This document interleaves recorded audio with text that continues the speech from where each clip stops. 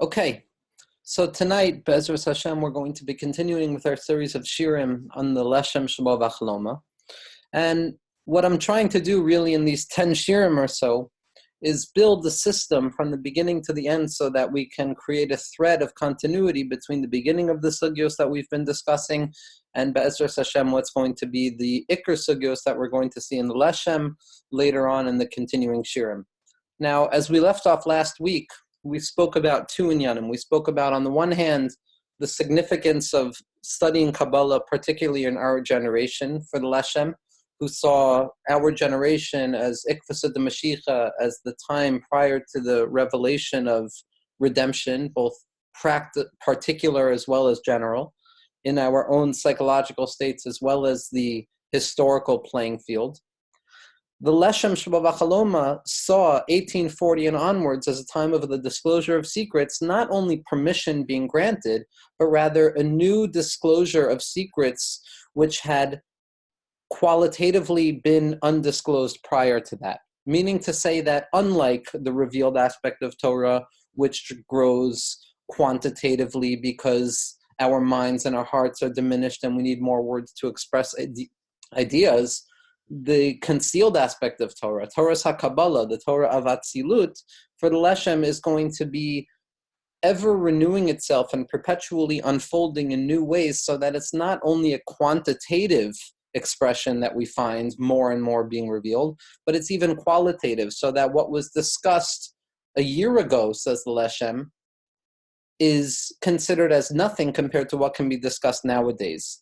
That prior to the revelation of the Zohar and the Idra Rabbah and the system of the Arizal, these ideas were concealed and hidden. And each stage of historical disclosure represents another shlav of permission being granted for the study of Kabbalah.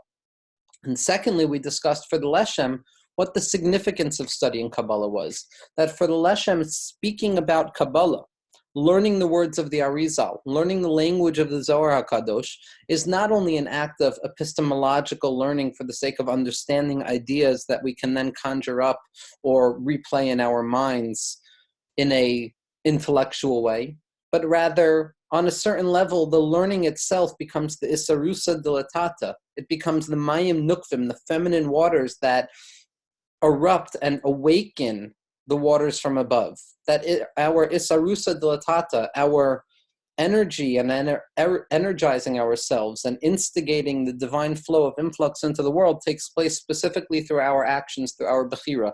And it's by learning the words of the Arizal, by learning about Torah Ha'atzilus, that we actually ensure that those things that we're learning about take place. So that it's not only learning for the sake of understanding, but learning becomes a speech act. It becomes an experiential action where the individual who is learning can not only connect to the machaber of the text, like we saw in the first year, the tefillah of the Arizal before learning Kabbalah is that we should be inspired and enshrined with the soul of the machaber themselves, which is just simply a newfound expression of godliness in the world, but that the things that we're learning about should take place and that there should be more ha'ara and that there should be more mochin and divine consciousness and knowledge of God and knowledge of clarity and lack of doubt that descends into the world by way of our learning.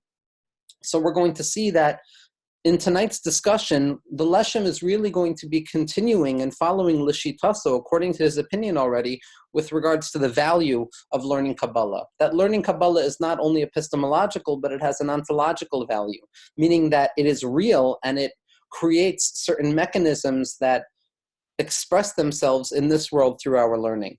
Now, what we're going to be discussing tonight is one of the more relatively well-known aspects of the Leshem's project, which is his polemic, or the machlokas, that he expresses in numerous places with regards to the writings of the Ramchal, with regards to Rav Moshe Chaim Letzato, the Ramchal Shlisi Agen Aleinu, and his approach to understanding the Kabbalah of the Arizal.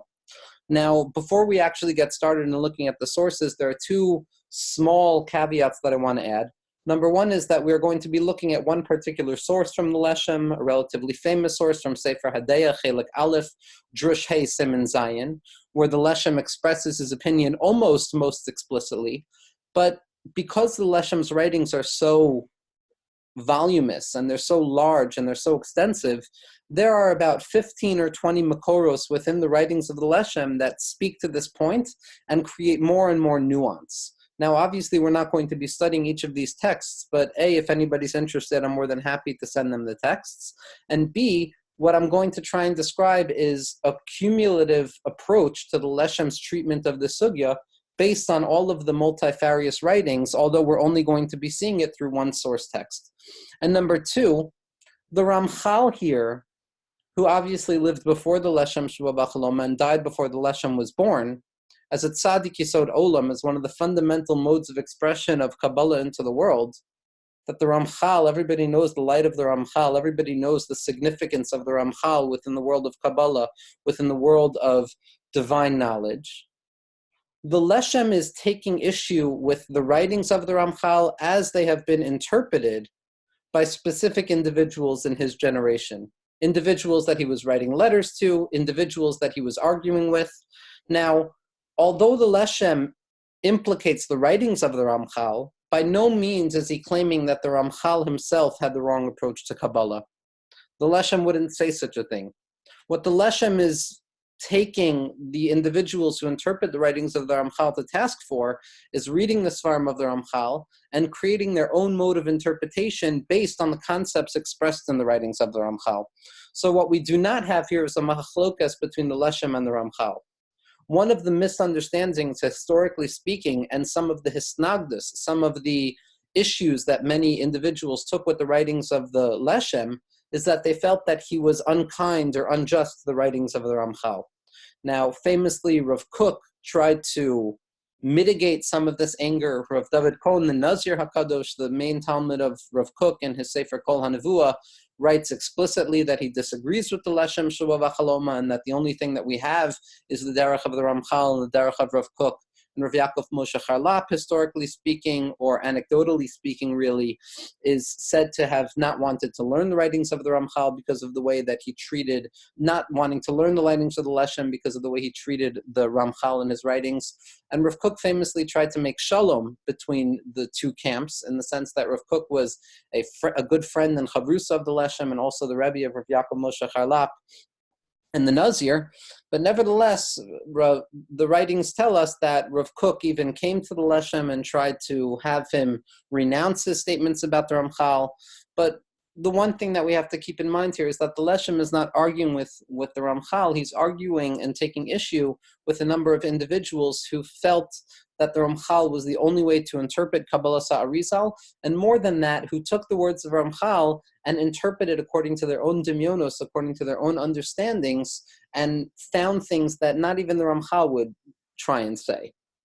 So when we begin discussing the question of Kabbalah Sa'arizal, one of the questions that emerged was whether the writings of the Arizal, as based on the symbols or the ideas expressed in the Zohar, were meant to be taken literally as actual concepts that exist on a somewhat metaphysical way, that they exist almost invisibly, or are the writings of the Arizal meant to be interpreted as metaphors, as figurative tropes, as ideas that were beheld by the Arizal himself that represented a truth beyond the symbols themselves? Meaning to say, are the writings of the Arizal meant to be taken literally? Are they meant to express certain mechanisms, kavyachal, that HaKadosh Baruch Hu uses to reveal himself into the world, that the Arizal was zochet to understand through the writings of the Zohar? Or are the writings of the Arizal simply the imaginations, the Ruach HaKodesh, but imagination nonetheless, of the Arizal, who beheld these visions on the banks of the Nile River, and then when he came to Svat, that stand ready to be interpreted by the adept who understands how to understand the nimshal, the actual literal meaning behind the figurative or metaphoric tropes. Now, this is a machlokas that really touches the core of the question of the system of the Arizal. For those who meant to take the system of the Arizal metaphorically, their purpose, as we're going to see, was that we know that one of the biggest dangers of studying Kabbalah, one of the biggest dangers of trying to understand the inner workings of HaKadosh Baruch Hu and the way that he discloses himself through the order of Hishtalshelus, of the unfolding of order, away from his infinitude into finite world, one of the dangers is the danger of Hakshama, is the corporealization of godliness, is, God forbid, the concept that perhaps we are applying physical forms to the divine concept. Now, this is known as the question of Hakshama, which, according to all the Mekubalim, was one of the biggest threats and one of the reasons that Kabbalah needed to be kept concealed, ready to be learned only by those who had the proper preparation so that they could understand the words properly. Because when a person learns the system of the Arizal, they find a number of anthropomorphic concepts, of relationships, of facial expressions, of the body of God, Kavyachal, of the sheer koma, of the shape of divinity. And so one of the reasons that people wanted to soften the literal nature of the writings of the Arizal was because they were afraid that if the Arizal was to be interpreted literally, that the concepts like partsufim and spheros and olamos were meant to be taken literally as actual descriptions that the Arizal was zocha to through Ruach HaKodesh, then we fall very close to the demarcation between Avodah Zarah and Emunah. Because if we're describing literal aspects of godliness, Kavyachol, then we are almost, to a certain level, applying limitation and measurement and bodily function and limitation to divinity. So in response to that fear, there was a push to really interpret the system of the Arizal metaphorically speaking, figuratively speaking, meaning that all that we have from the Arizal through his student Reb Chaim Vital and Eitz Chaim, the description of the partsufim, the configurations of Atik Yomin and Erech Anpin and Abba and Ima and Zer Anpin and Nukva and all of these different concepts that we understand, that they are not representative of actual constructs of divinity through which HaKadosh Baruch Hu reveals himself into the world, but rather they are figurative tropes, metaphors, if you will, mishalim, that need to be interpreted and demetaphorized. That a person, the adept, the mikubal, needs to look at these metaphors, look at these symbols of the Arizal, and throw away the shell and uncover the hidden truth within these metaphors.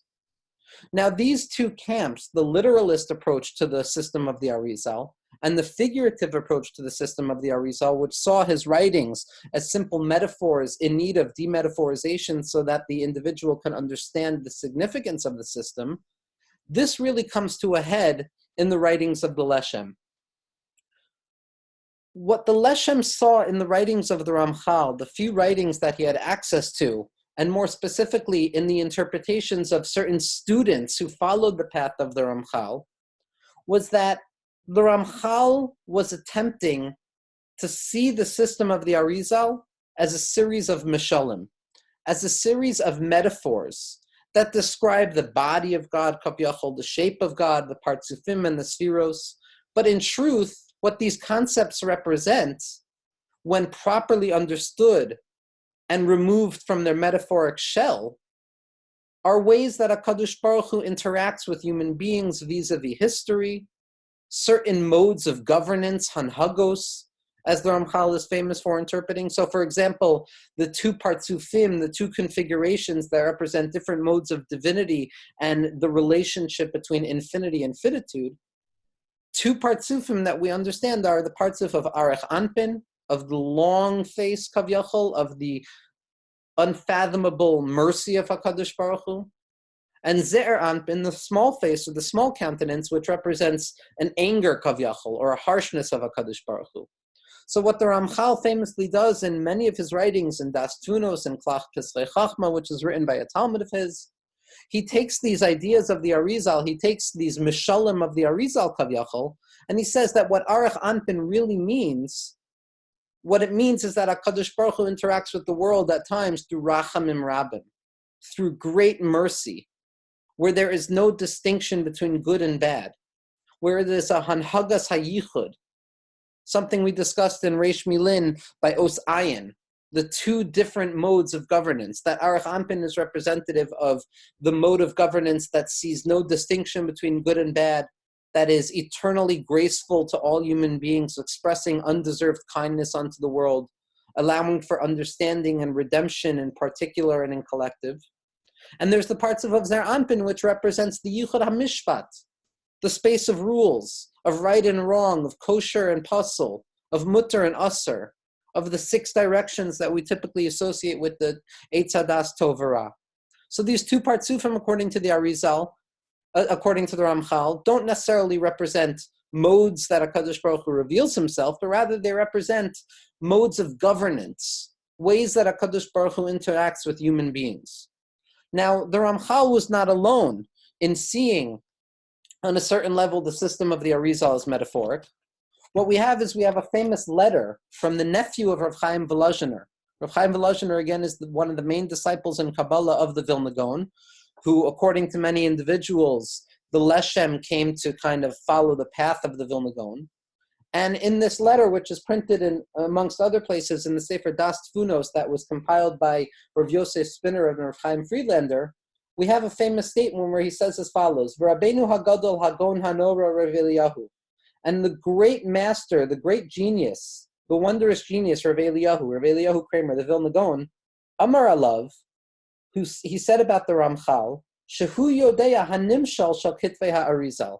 The Ramchal understood the true nature, the meaning behind the metaphors of the Arizal. Again, highlighting the fact that the Ramchal and his followers saw the system of the Arizal as metaphoric and figurative, and not describing essential qualities of HaKadosh Baruch Hu Kiviyachol, but rather figures that needed to be interpreted and thrown away.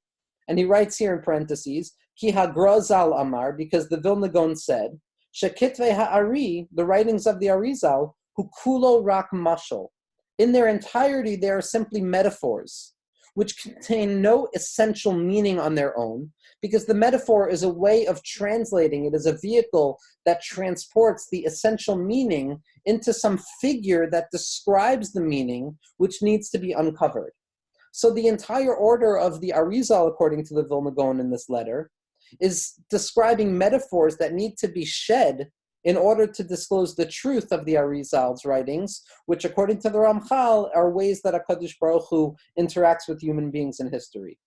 The Amar Od, and he said further, She'eza meshach zman hayasover shagam harav Chaim Vital Zal lo hivin omek kavanas ha'arizal shehu b'nimshal. It's an incredible idea here that needs a lot of unpacking, but he writes that in the name of the Vilna Gaon, that the Vilna Gaon even doubted whether Rav Chaim Vital, the main disciple of the Arizal, was capable of understanding the Nimshal, was capable of understanding the true essence of the writings of the Arizal, but rather that Rav Chaim Vital simply gave us the mashalim, the figurative images, that on their own contain no essential value. The Achar Kach, says the letter, Ra'a b'makom echad nikar sheyada Rav Chaim Vital zal hanimshal. And he writes that later on in the Sefer Arba Meo Shekel HaKesef, that it was clear to the Vilna Gaon that Rav Chaim Vital also understood the Nimshal. But what we have here is a fundamental description of the approach, the figurative approach to the writings of the Arizal, which basically state that these are metaphors in need of demetaphorization, that they are husks that need to be removed. They need to be thrown out so that we can truly understand the true nature of Kabbalah, which, according to the Ramchal and maybe the Vilna Gaon, according to this letter, are the modes of governance that HaKadosh Baruch Hu uses to interact in the world with human beings. Now, when the Leshem saw certain Mekubalim of his generation, who he respected very deeply and very greatly, learning the system of the Arizal and only trying to find the human level of meaning, the human understanding, the psychological inversion of these concepts, the historical inversion of these concepts, that these Mekubalim were trying to understand the writings of the Arizal by way of Hanhaga, by way of Hashem's interaction with the world, trying to find examples of chesed and gvura in this world itself, using natural sciences to really uncover what they felt the Arizal was trying to describe. And more than anything else, saying that the main way of understanding Kabbalah HaArizal was by finding the true meaning that exists in this world corresponding to our knowledge. The Leshem had a really big issue with this. Now, there has been a number of opinions as to who the Leshem was taking issue with. There have been some individuals who said it was Hasidus in general. There have been some individuals who said it was Rav Yosef Lev Blach of Telz. In my humble opinion, both opinions are ridiculous. There were a number of opinions who said it was Rav Chaim Volozhiner. There was an opinion that said it was Rav Yitzchak Isaac Chaver. But it's very clear, based on other writings of the Leshem, and in particular a correspondence, a letter engagement between the Leshem and Rav Naftali Hertz Halevi. Rav Naftali Hertz Halevi, who was the Rav of Yafo before Rav Kook, who was considered a Talmud of the Vilna Gaon, who compiled a number of Kabbalistic writings. The one that is most famous is Siddur HaGra Benigla Ubenister, the Siddur of the Gra, the prayer book of the Gra in concealment and in revelation. That Rav Naftali Hertz Halevi was clearly the individual that the Leshem was taking issue with. This has become abundantly clear in the letters that have been printed in Rav Moshe Shatz's Sefer Ma'ayan Moshe and Tarshish Shoham V'Yishpeh, and explained in such a clear way that it is nearly profound by Rav Yisrael Wilk, who is the Talmud Mufak of Rav Moshe Shatz, in his Sefer Hatzimtzum V'Hametzius that was recently published along with Tarshish Shoham V'Yishpeh, which was Rav Moshe Shatz's Sefer, that they make it abundantly clear that the person the Leshem was taking issue with was Rav Naftali Hertz Halevi. Now, for the Leshem, like we discussed in the first two shirim, the issue he had with individuals who saw the system of the Arizal as purely metaphoric was that they were denying the ontological significance of the writings of the Arizal. Meaning to say, if the system of the Arizal is simply metaphoric and figurative in need of true understanding that gets rid of the external mashalim in order to disclose the essential truth that rests hidden underneath the figurative veil, then the writings of the Arizal, which are based on the writings of the Zohar, which the Leshem roots back in Shir Hashirim, in the metaphoric type of way that the holy writings are disclosed, the Leshem says, what you're doing is you are completely undoing the significance of the writings of the Arizal. If the purpose of the Makubal is to shed the figurative metaphor for the sake of disclosing the literal truth that rests underneath the metaphor, the human meaning, if you will, then what you've done with the Arizal is you have made it completely inessential. You have taken the words of the Arizal and you have said that these need to be gotten rid of so that we can truly understand what is going on. And for the Leshem, that was tantamount to kfira. Because as we saw last week, for the Leshem, the only true value that we can apply to the writings of the Arizal and to the order of Kabbalah that's disclosed is that through Ruach HaKodesh, these tzaddikim, namely Rabbi Shimon Bar Yochai and Rabbi Yitzchak Luria, the Arizal, and Rav Chaim Vital after the Arizal, these tzaddikim were capable of disclosing the way that HaKadosh Baruch Hu interacts with the world, the way that infinity melts into finitude without losing its infinite nature, the way that the unlimited power, the koyach bilti gvul, manifests within gvul, manifests within limitation. These tzaddikim were capable of describing, on a certain level, how this happened and what was taking place. And for the Leshem, to deny the literal nature of these ideas, to deny the actual ontological significance within these writings themselves, was to basically say that the only thing that we can actually do is try and understand how Hashem interacts with us as human beings. For the Leshem, denying the literal nature of the writings of the Arizal was tantamount to saying that the only aspect of godliness that we have access to is Or Ein Sof Kodem HaTzimtzum, is Atzmusa Yisbarach Kavyachol, is the essence of God, which we know from Rav Kook and the Leshem. It's usher, it's entirely usher for a Jew to ever claim that they have access to Atzmusa Yisbarach. That the entirety of Kabbalah is coming to show us that in spite of the fact that we operate within a field of negative theology, that we cannot say what the essence is and that we can never grasp the essence of godliness because it is entirely removed from the world of limitation, Nevertheless, in an impossible way, through the paradox of Raza D'Mehem Nusa, we have access to HaKadosh Baruch Hu by way of his engagement with us. But we have no access to touching the etzem of HaKadosh Baruch Hu Kavyachol. And that is why the Arizal had to come and describe to us how these orders and these systems operate, with limitations and tzimtzumim and gvulim and parsaot and windows and blockages that separate between the infinite and the finite. What the Arizal came to do on a certain level, and we saw this very clearly in Reish Milin, was to show us how the infinite relates with the finite, in spite of the fact that the infinite is completely removed from the finite. That on the one hand, the infinite has no relationship with finitude. Yet on the other hand, finitude is completely subsumed and saturated with infinity. And this paradox, this impossible paradox, is what the Kabbalah came to describe to us. And the Leshem saw these descriptions in the writings of the Arizal, in the ways that HaKadosh Baruch Hu relates to the world, through the partsufim, through the spheros, actual ontological mechanisms that HaKadosh Baruch Hu uses to reveal himself in the world.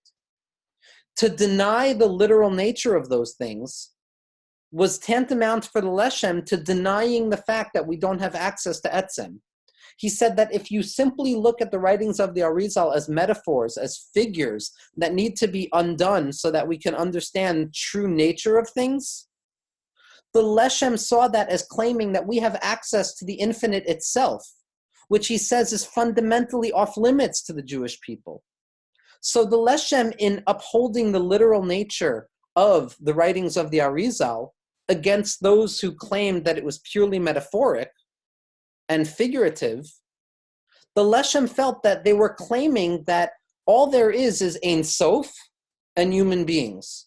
Something that the Leshem says is simply philosophy. It has absolutely nothing to do with Kabbalah itself. If you want to understand what Kabbalah is, says the Leshem, we have to understand how Hashem manifests through these ontological structures of partsufim and tziros and literal concepts, and still maintains his infinity, which is built on the paradox of Raza D'Mehem Nusa, of the impossible faith that we have, that in spite of the fact that we have no relationship with the infinite itself, all there is the infinite itself. For the Leshem to deny those structures is to claim that we have access to the infinite itself. And furthermore, that we can understand the nimshal of the Arizal, that we know better than the Arizal, that we can kavyachol understand what the Arizal meant. Something that in that letter, which is difficult to understand, the Gra claims that even Rav Chaim Vital didn't understand. So the Leshem is fighting a fight here in ensuring the literal nature of the Arizal.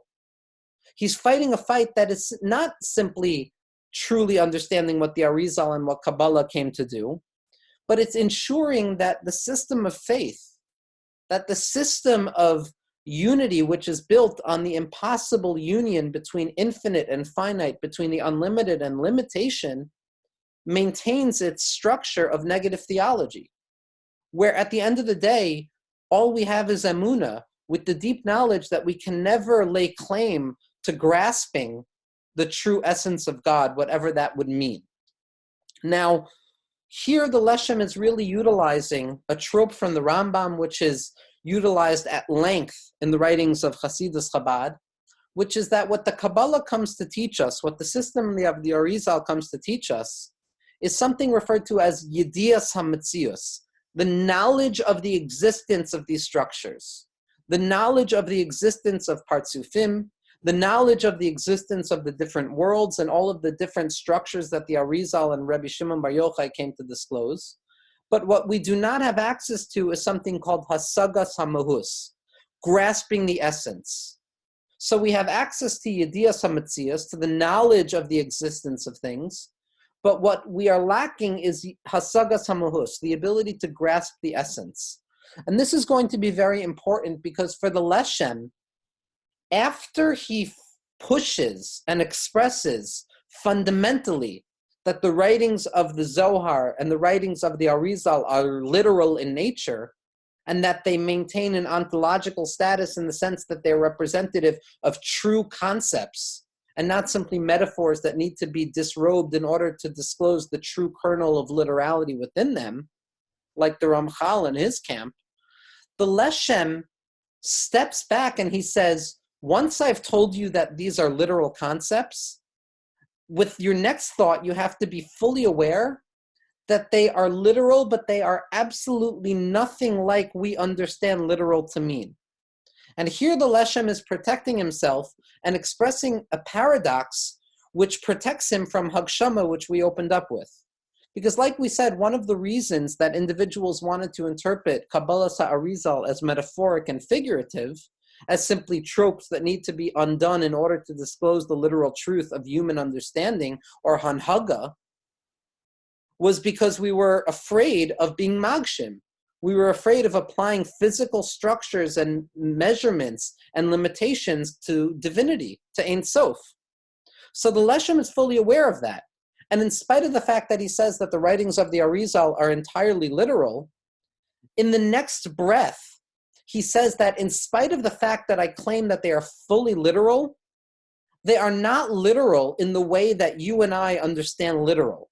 He says that as human beings, literal for us means metaphysical. It means that they take up space. It means that they can be measured, and that there are colors, and that there are demarcations, and that there are measurements and limitations. That's what literal means for us. It's a thing. The Leshem says the writings of the Arizal exist in the world of Atzilus, literally, but their literality is devoid of any measurement and any shape and any demarcation and any limitation. So that impossibly speaking, the system of the Arizal represents the literal constructs through which HaKadosh Baruch Hu relates with the world, yet those constructs are entirely removed from our capacity of understanding them. That for the Leshem, what the Arizal came to do, and it's so remarkable because this is what the Leshem saw his whole project as, like we said last week, that the best that we can do is simply read the words of the Arizal, is that the Arizal revealed the literal constructs, but that these constructs that the Arizal disclosed, these partsufim and these spheros and these olamos, which the Arizal was zocha to reveal in the world based on the writings of Rav Shimon Bar Yochai in the Zohar HaKadosh, operate in a way that is fundamentally removed from human understanding. They are not metaphysical constructs. They are not measured. They don't take up space. They're not the bodily depiction of divinity. But they're paradoxical in the sense that they're real and they are unreal at the same point. That they exist, but they also don't exist. And the Leshem says this explicitly. They exist, but they do not exist in shape or size or measurement. But they exist in a way of Razid de Mehemnusa, in a paradoxical space of existing and not existing, of being real but unreal at the same point. Because at the end of the day, like we said, all we have access to is something described as Yedias HaMetzius, knowledge of the existence of these concepts that the Arizal describes. But what we are entirely lacking in is Hasagas HaMahus, is the grasp of the essence. Now, the Leshem says, and again, we have to hold in mind that the Leshem here sees the Rambam in Moreh Nevuchim through his negative theological impulse, which says that at best we can say what HaKadosh Baruch Hu is not. He sees the Rambam as the crowning jewel of system of the Arizal. Now, the Leshem says, our inability to grasp these concepts fully, our limitation in only being able to describe their existence, yet incapable of describing or grasping their essence, that is not due to an epistemological limitation.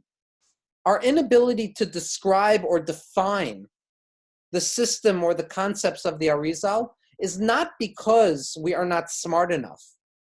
And the Leshem uses the example, he says, because if that were the case, then Moshe Rabbeinu would have been able to understand this. When Moshe Rabbeinu asks, Hareini na es kvodecha, show me your glory, show me the way that you function in this world, show me the mechanisms through which infinity relates with finitude, he's answered in the negative. The Leshem says in the source that we brought in Sefer Adeya, the Leshem says that Moshe Rabbeinu was told no, that es achorai roeh, you'll only see my backside, you will only see by way of an aspaklaria de lo nehura, through a clouded speculum, through a clouded mirror.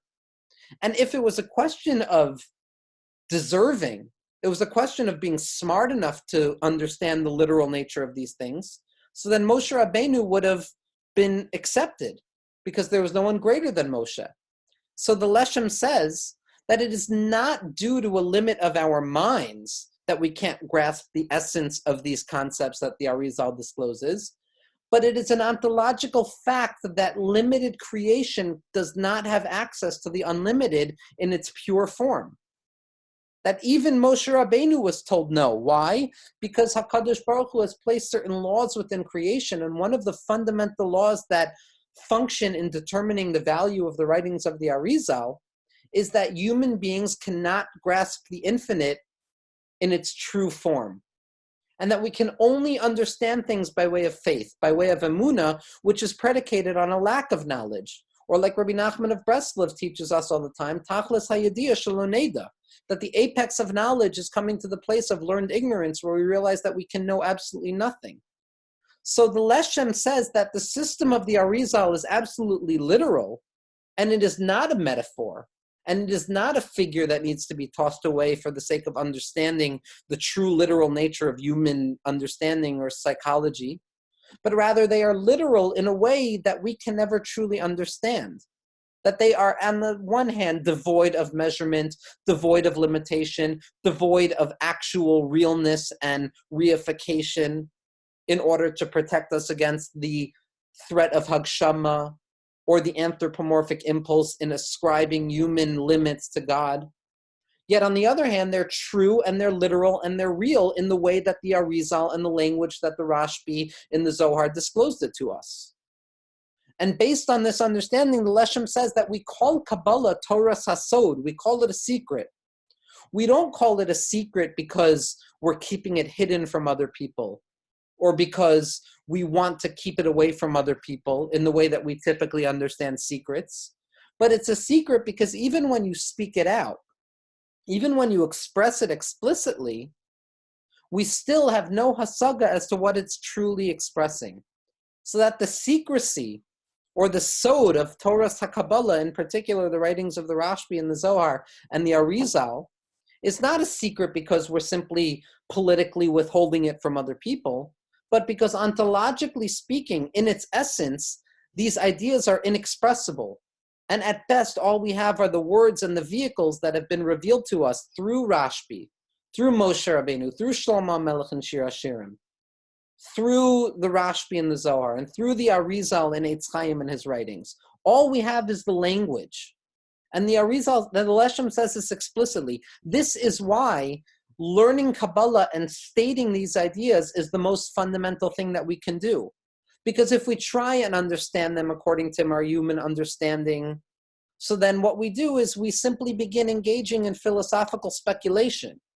But by reading the words of the Arizal, by reading the words of the Zohar, we are engaged unconsciously in bringing about those same elements, which in spite of our limited knowledge about them or what they are or how they are, happens by way of emunah.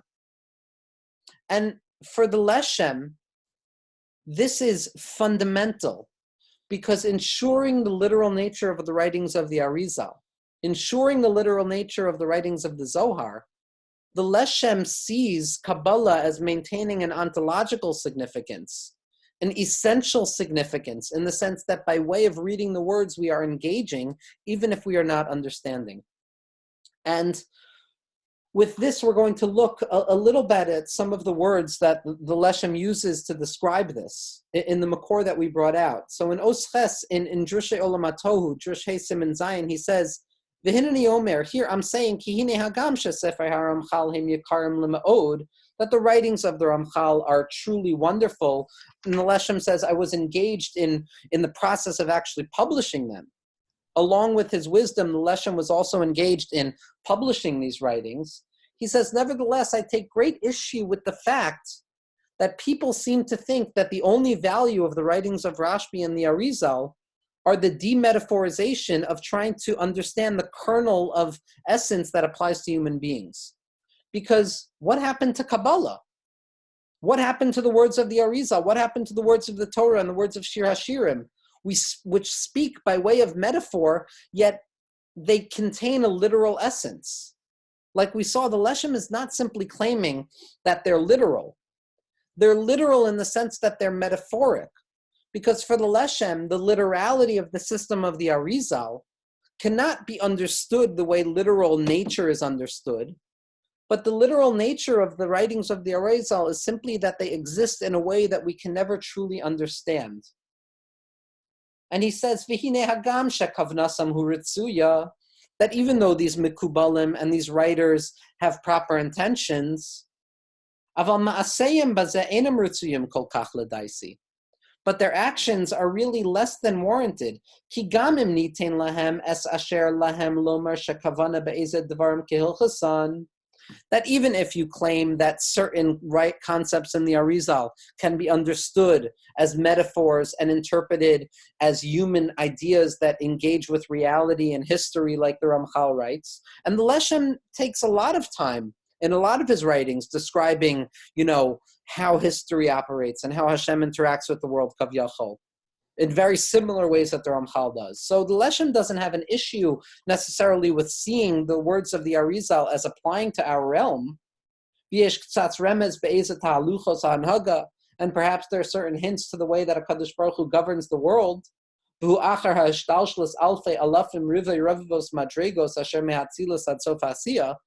after all of the degradations that HaKadosh Baruch Hu has gone through, and that the light of HaKadosh Baruch Hu has gone through in order to disclose himself in this world, it can be understood as human experience, as historical experience. The Leshem says, Im kol zeh, nevertheless, hine ein zeh me'ikr limud chachmas HaKabbalah klal. That is not what learning Kabbalah is. Ki hine ikr kedushas v'goldo ma'alas limud HaKabbalah. Like we said last week, the fundamental holiness and the great elevated status of learning Kabbalah, hu ledaber lemala v'lo lemata, is to speak above and not below, is to speak about the literal constructs and not the metaphoric understanding. And yes, the Leshem will show us again and again that it's literal, but literal in a way that is really metaphoric, because we can't truly understand the literal nature of these things. For the Leshem, the main value of studying Kabbalah is reading the words and studying the text, connecting to the neshamos of the Machabrim, and creating the influx by way of reading. Like we said in the beginning, this is a textual system of Kabbalah. For the Arizal, the closest we can come to HaKadosh Baruch Hu is the Torah, is the text, is writing, is reading and understanding. That when we read these ideas, we're awakening their lights above. And he goes on and he quotes from the Hakdama to the Zohar, and he says, Ki al yedei drashas harashbi, that through the understanding and the learning of Rashbi be'inyanim halalu, in these things, na'asu v'nivnu osa ha'inyanim lamala, that by way of reading and understanding them, these things took place. And he goes on and he says, Kishar kol chelkei haTorah harei melubish b'nosei ha'inyanim ba'olam hazeh. Other aspects of the Torah are engarbed in the ways and the inner workings of this world, like Torah Shebal Peh, Shor Shanagach Hasapar. Sometimes even Torah Shebachsav engages in this worldliness. But he says, Ma she'en kein limud HaKabbalah, which is not the case with limud HaKabbalah, specifically the words of the Arizal, that are built on the Idra Rabbah and the Idra Zuta and the Tzafar Ditzniusa, V'amke Sitzrei HaZohar HaKadosh, and the depths of the secrets of the Zohar, Have kol nosei ha'inyanim rak be'atzilus u'be'olamos da'or ein sof, that the essence of studying Kabbalah is in the world of Atzilus and in the worlds of the infinite. U'lechein nikras chachmas HaKabbalah b'shem nistar. And that's why Chachmas HaKabbalah is referred to as concealed.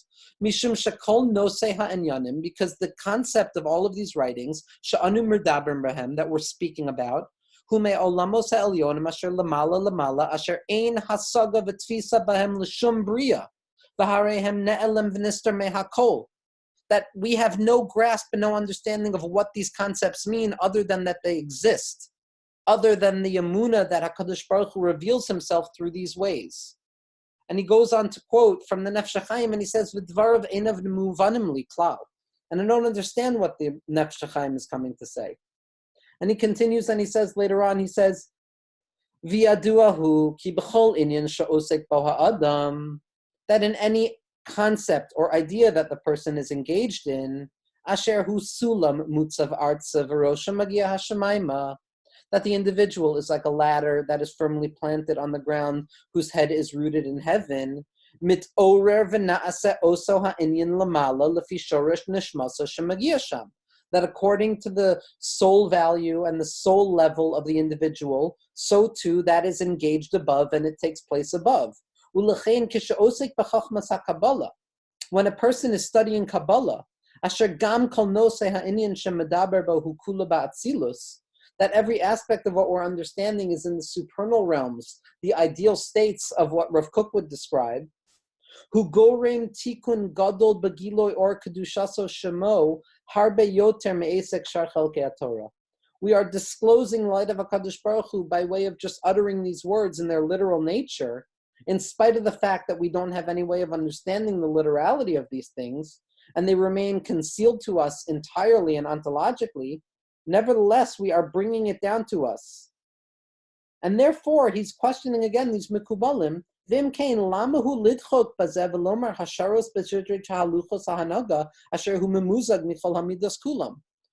would these tzaddikim, why would these writers have to go along and try and create imaginative understandings where they see the works of the Arizal as being biyad henaviyim medameh, as imaginative interpretations of what he understood, which need to be undone in order to understand their true nature? Why do we have to get rid of that? Why can't we just describe what the Arizal says? And he goes on and he says, V'hine b'divrenu, according to our words, Tavin ma shehishtamshu hamikubalim b'divreihem tamid b'milas sod. We can understand why the Mekubalim always referred to their teachings with the word sod, with the word secret. Ve'ein ha'kavana b'davka shekavnu bazel le'inyan amuk yoter mima shekavsu. And it's not that every time that they write the word sod, their intention is on a deeper concept than that which is written. Ela ha'kavana hu mishum she'ikar ha'devarim v'chol nose ha'inyan b'mashav devarim hu ne'elam me'en kol chai nikra ha'chachma hazeh b'shem chachmas nister. That it is not because there is something that is not understood in the writings that it's referred to as a secret, but it's because that it is fundamentally secret. That even when I understand it, even when I describe what it means, I can't truly express its true nature. And therefore it is referred to as sod. And therefore it can never truly be fully understood. And the Leshem has tons of Lashonos like this, where he says that it's almost like Trei Hafachim Benosa Echad. It's almost as if it's two contradictory postulates operating at one point. That on the one hand, the words of the Arizal are literally as they are written, the same way that the Rashbi was literal as it is written, the same way Shir Hashirim is literal as it is written, the same way that the Shir Koma and the bodily descriptions, Kavyachal, and the anthropomorphic descriptions of God are written in the Torah. They are literal, but at the same point, they are literal in a way that we have no grasp of understanding. And this is an idea of understanding the Kabbalah of the Arizal as fundamentally literal, yet removed from our grasp so that we still don't have access to the infinite in a way of positive assertion, but rather only through negative theology.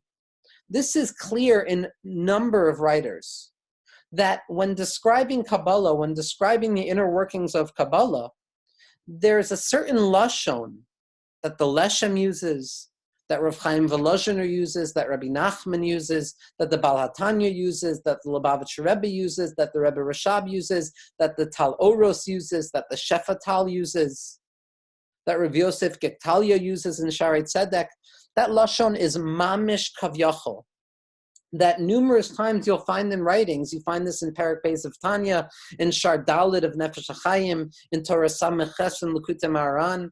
The tzaddikim use a lashon of mamish kavyachol, which at first glance is paradoxical to the core.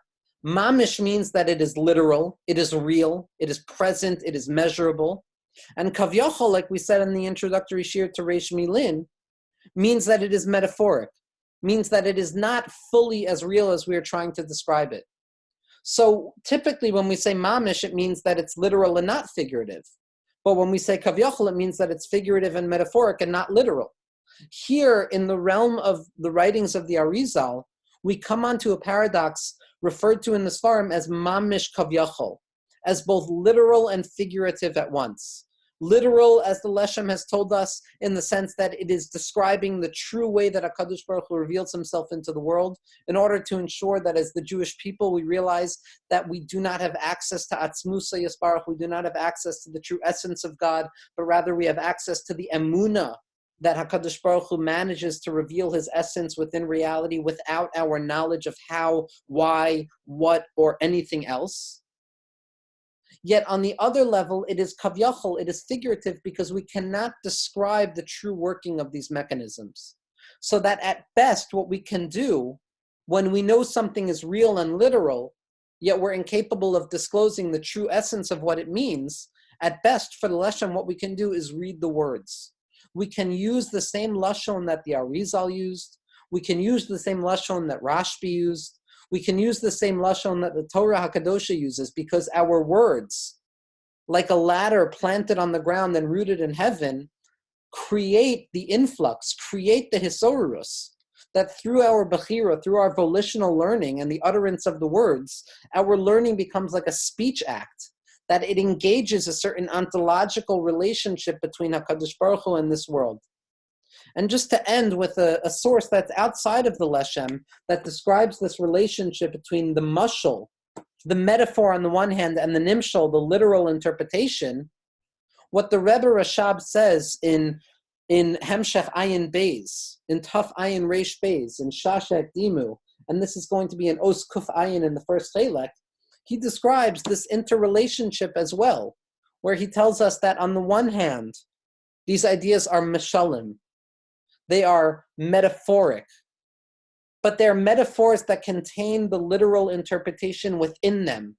That the metaphor itself, the language itself that is used by the Arizal, contains the essence of what it is trying to describe, in spite of the fact that we don't know how to interpret it. Along the lines of what the Torah is referred to in Maseches Megillah as mashal hakadmoni, as this primordial metaphor, a metaphor that precedes even something that is literal. The Rebbe Rashab says as follows. He says, Dikemo hamashal hu levush el hanimshal, the same way that the metaphor is a garment for the true literal understanding, so too the worlds that HaKadosh Baruch Hu has created are a garment for the infinite light. And that which is referred to b'shem mashal is to show us that HaKadosh Baruch Hu engarbs himself within the light of the Torah. And the Rebbe Rashab says, Ukemo hamashal shemuhus hanimshal mislabesh bo, and just like the metaphor, that the essence of the literal understanding is engarbed within it, rakshanit alim besocho, except that it's concealed within it. So for the Rebbe Rashab, the mashal is not simply something that needs to get rid of in order to understand the literal understanding, maybe like the Ramchal would understand, at least according to the Leshem, but rather the metaphor itself contains the literal nature within it, so that when we speak the metaphor, we contain within that the literal understanding. Because at the end of the day, we have no access to the actual essence of the literal nature of these things, except that we know that they're literal. And we're going to see next week, Be'ezras Hashem, that this Hakdama, this way that the Arizal understand, that the Leshem understands the writings of the Arizal, is fundamental to the discussion of Tzimtzum. Because as we're going to see, the Leshem has an incredible shita in Tzimtzum. Typically, the Leshem is understood as someone who felt that Tzimtzum was kipshuto, that it was a literal event. Unlike the Balatanya, unlike most interpreters of Kabbalah's Harizal and Kabbalah Sagra. But as we're going to see, based on this paradoxical nature of the way that the Leshem saw the writings of the Arizal, Tzimtzum is going to be understood as well in this way, as a literal event, yet literal in a way that we have no shaykhs to. Literal in a way that we can never truly understand what it actually means, so that even when we say it actually happened, we're not claiming anything other than the fact that the words are true, yet we have no access to understanding the true essence of it. And to end, because at this point in week 3 here, we're already beginning to discuss the concepts of the Arizal and not simply the Leshem's approach to the Arizal, I want to read something from the Leshem at the end of Sha'arim, at Hakdamos Sha'arim, as a Hakdama to Shar HaPona Kadim. The Leshem writes as follows. He says, Reishis Davar, First things first, Hine Heyosha Amru Razal, because Chazal have told us in the Mechilta and Parshas Yisro, and it's brought in Rashi there in Parak Yotes Pasuk Chav Daled, Shemazrizin Asa Adam Kodem Ma'isa, that we encourage an individual before they engage in an action, the chosen mizarzen oso b'shas ma'isa, and then we return and we encourage them once again. So the Leshem is reiterating his encouragement here. L'chein hine hagam shekvar kasavti la'el b'sha'arim hakodmim, that even though I have described this before previously in the other sha'arim, and also in Sefer Hadeya Chelik Aleph Drush Hesim and Zayin, which is what we were just reading from, Ba'arucha, at length, ofen tfisas ha'anyanim halalu b'leiv ha'adam, how an individual is meant to interpret and grasp the words of the Arizal in their own heart, ve'ech shehuter lanu hadibor b'or kedushasa yisbarach shemo, and how it's permissible for us to discuss the light of HaKadosh Baruch Hu, asher achduso pshuto b'tachlis pshitos v'ne'elama me'enei kol chai, in spite of the fact that his unity is fundamentally simple in all aspects of simplicity, and it is concealed from the eyes of all living things. I've already explained to you how to properly understand this, again, as being literal, but at the same point metaphoric, because we don't have any access to understanding what literal means. And the Leshem continues, here I'm serving as someone who's trying to enlighten and remind you, that anybody whose soul and heart pushes them to enter into the inner gates, to the inner chambers of holiness in these writings, uliot mitzaridim asher Hashem koreh, to be those who HaKadosh Baruch Hu calls, ya'amod tamid negev edav elu chamisha achruzim.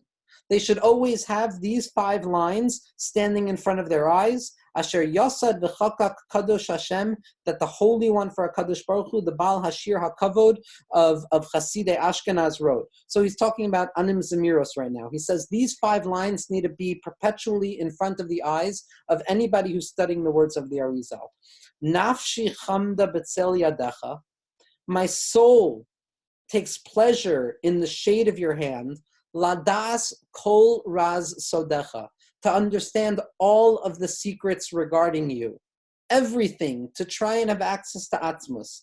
Asapra kvodcha, I will speak of your glory, velo ra'isicha, but I do not see you. Adamcha, I will imagine you. Achancha, I will apply names to you and appellations to you and concepts to you. Velo yadasicha, but I will still not know you. B'yad neviecha, in the hands of your neviim, in the minds of the neviim. B'sod avadecha, in the secrets of your servants. The misa hadar kvod hodecha, we have imagined and conjured up images of your glory. Damu oscha, we have imagined you. V'lo kefi yeshecha, not according to your true nature. V'yeshuvcha lefi ma'asecha, and our only grasp of you is according to your actions and not according to your essence. Him shilucha berov chevyonos, we have applied multiple mishalim to you. Hincha echad b'chol demyonos, yet nevertheless you maintain your simple unity throughout all of these explanations. And what we've discussed tonight is going to really need to stay in front of our eyes as we enter into the realm of the Kitvei HaArizal next week in Mirz Hashem with the Sugya of the Tzimtzum, because this is really, according to the Leshem, the only way that we can properly understand what the Arizal, what the Rashbi, and really what the entire Avoda of Kabbalah is coming to teach us.